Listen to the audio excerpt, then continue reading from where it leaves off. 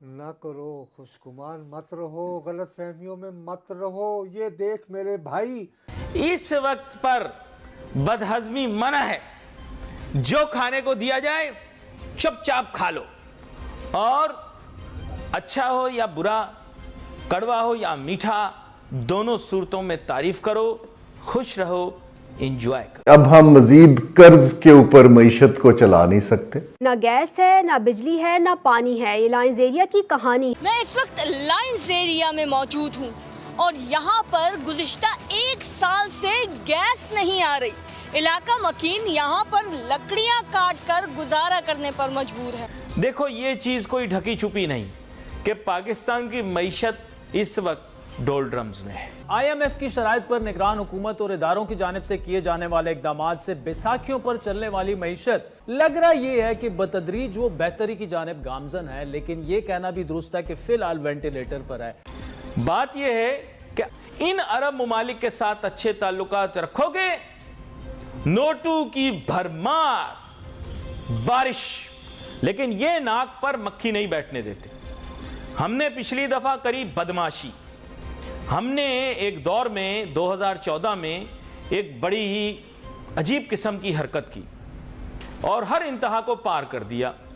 हमने 2014-15 के अंदर वादा किया कि हम अरब सरजमीन की हिफाजत करेंगे। जो हकीकी पाक सरजमीन है, जो हकीकी पाक ज़मीन है, यानी कि मक्का मदीना की ज़मीन, उसकी हिफाजत करेंगे। अरब पेनिनसुला और लिवांट की हिफाजत करेंगे। लेकिन एंड टाइम पे हम भाग गए। ये 2014 की बात है। हमने वो आलमी सतह के ऊपर काम किया कि जिसकी वजह से पाकिस्तान की साख की ऐसी कम तैसी हो गई। उसके बाद फिर अरब जो हमसे हुए नाराज, फिर उनको मनाने के लिए उनकी गाड़ियां तक चलाई ड्राइवर बन के, लेकिन नोटू नहीं दिया। एक तरफ यहाँ पे कहा जाता है कि ये पाकिस्तानी लोग, जो अवाम, बिजनेसमैन, आम लोग, ये टैक्स नहीं देते, ये हमारे ऊपर एक मतलब लेबल उसमें रहता है। हालांकि हर चीज़ का हर बंदा टैक्स दे रहा है। इवन बेचारा आपके घर का डोमेस्टिक स्टाफ, वो जो हेल्पर है, वो भी वही टैक्स दे रहा है उस पर, चीज़ों पे GST के बाद जो आप और मैं दे रहे हैं या कोई हमसे बड़े आदमी जो दे रहे हैं। So everybody is paying tax, जिसको इंटरेक्ट वो टैक्सेस कहते हैं। डायरेक्ट टैक्सेस की वो बात करते होंगे कि शायद वो कम है।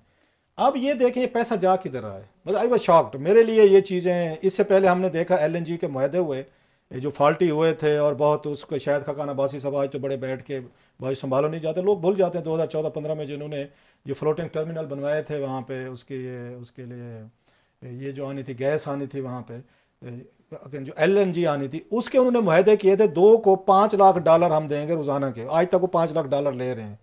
हालांकि वो खुद भी कर सकते थे, PSO के जरिए भी लग सकते थे। 13 बिलियन रुपीस के थे, उन्होंने उसके जरिए नहीं लगवाए, प्राइवेट पार्टी के जरिए लगवा के डॉलरों में पेमेंट हो रही है। वो यूज हूं ना हूं, दिल्ली का आपने उनको $5 लाख देना है। 2,75,000 एक के थे, 2 लाख मेरा ख्याल $24,000 दूसरे के थे।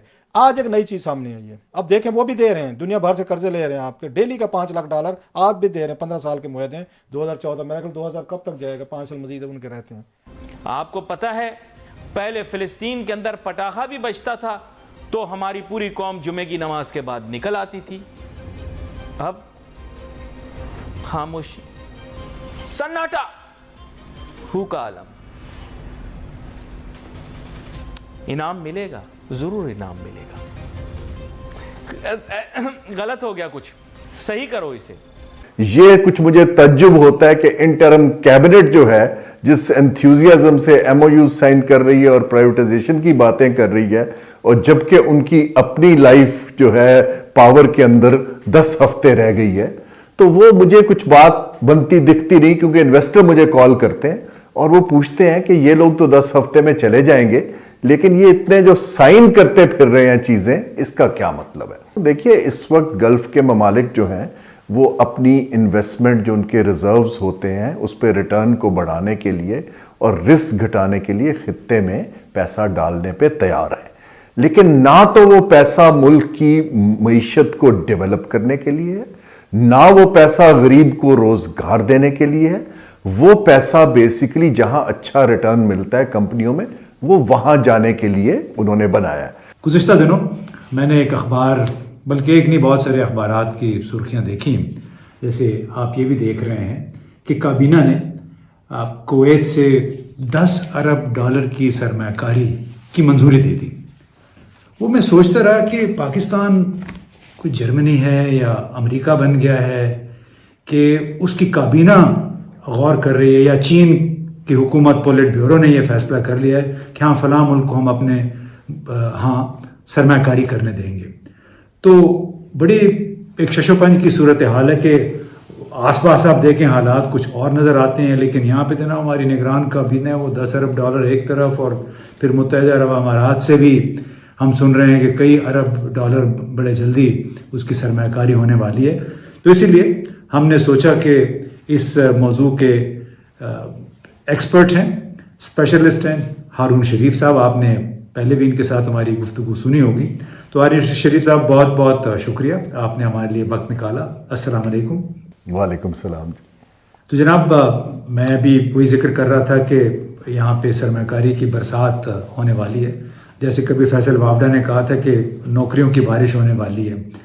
تو اب جو حشر ان نوکریوں کے ساتھ ہوا، کیا اسی قسم کا حشر آپ سمجھتے ہیں کہ جو سرمایہ کاری کے ابھی وعدے ہو رہے ہیں اس کے ساتھ ہوگا؟